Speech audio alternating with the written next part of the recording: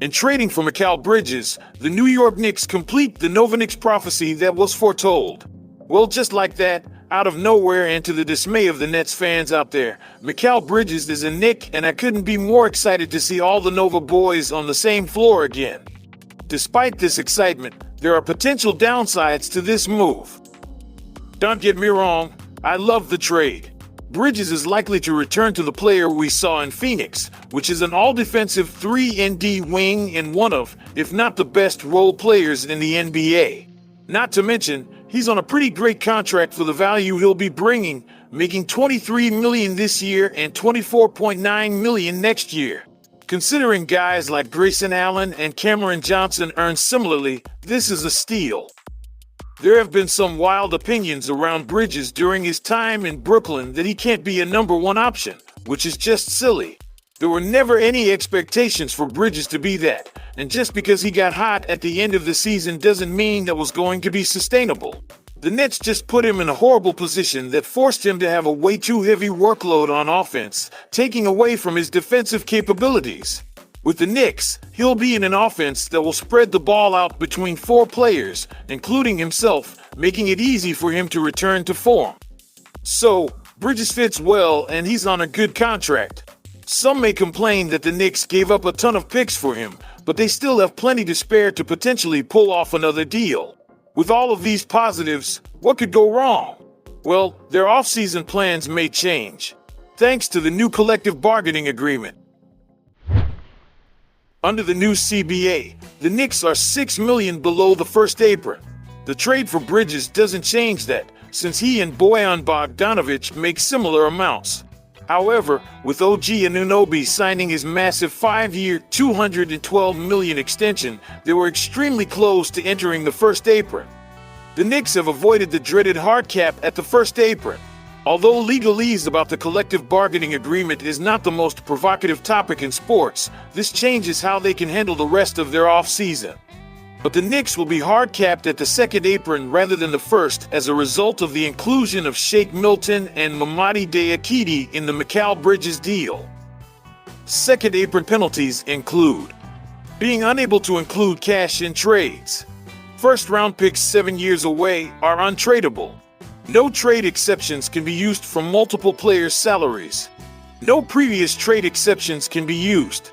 And the final one, being a team's first round is moved to the end of the round if they stay in the second apron for 3 of 5 seasons. Under the first apron, the major restrictions are that the Knicks cannot acquire a player in a sign-in trade, which they won't need to. They also cannot use pre-existing trade exceptions, which is not a big deal. And they cannot sign a waived player with a pre-existing salary of $13 million or more. For some teams this may cause issues, but given the Knicks' circumstances, they'd likely be fine in this territory even if they did not avoid it. The Knicks were also not able to re-sign Isaiah Hartenstein.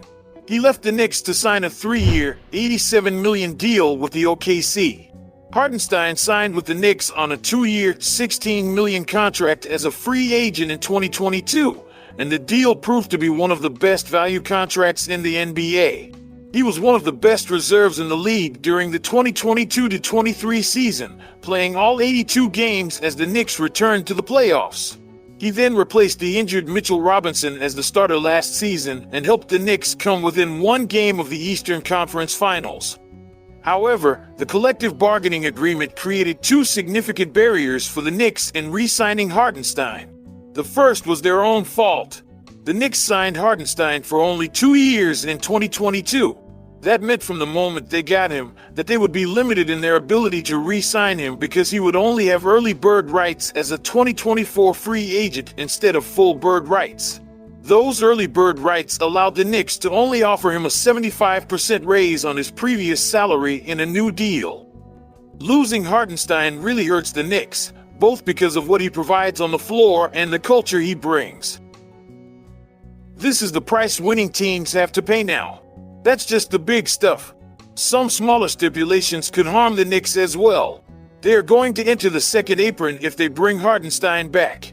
So, trading for Bridges, who brings more value, and letting Hartenstein walk to stay out of the first or second apron for as long as possible was likely the right move. In terms of pure playing style and the power of friendship he provides, Bridges is a near-perfect fit with the Knicks.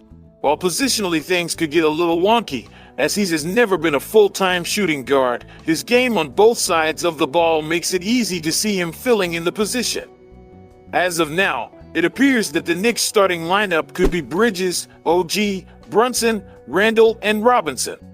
On paper, this is a pretty stacked roster.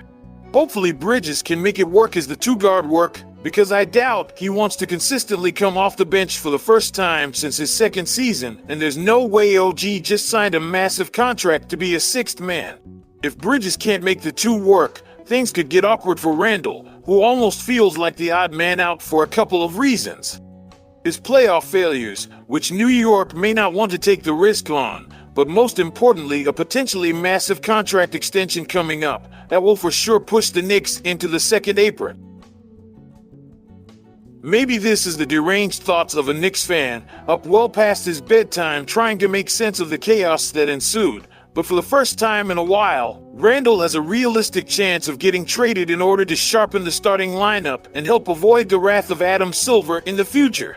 Randle is up for an extension and unlikely to take a pay cut. While it won't kick in this season, he'd have to decline his player option for 2025 to 26 to sign one, making the cap hit start sooner than later.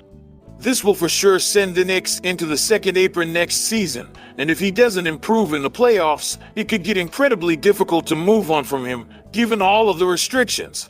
So unless the front office wants to be in a hard situation with the second apron moving forward, it seems like the best options are to either let Randle decline his player option and walk, or trade him for a cheaper option and maybe avoid the second apron for another season or two.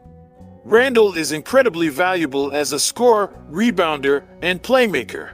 He can be frustrating in the playoffs, but given the current construction of the roster, they have enough to mask his struggles if this continues. Randle has practically built this Knicks culture from the ground up, and losing him would be a hard hit. Unfortunately, though basketball is a business, and if the Knicks want to continue improving, they will have to keep Randle. This has been a relatively pessimistic take on the Bridges trade, but this is simply trying to put a more objective spin on things. Luckily, the Knicks will have at least one season under the first apron, meaning they'll have time to see how this roster works before deciding if they want to dive headfirst into the pits of CBA. Bridges is a great player, one who fits well with this roster. He and OG will form one of the best defensive duos in the NBA, and Bridges' offense, as suspect as it was last season, will improve playing with this Knicks team.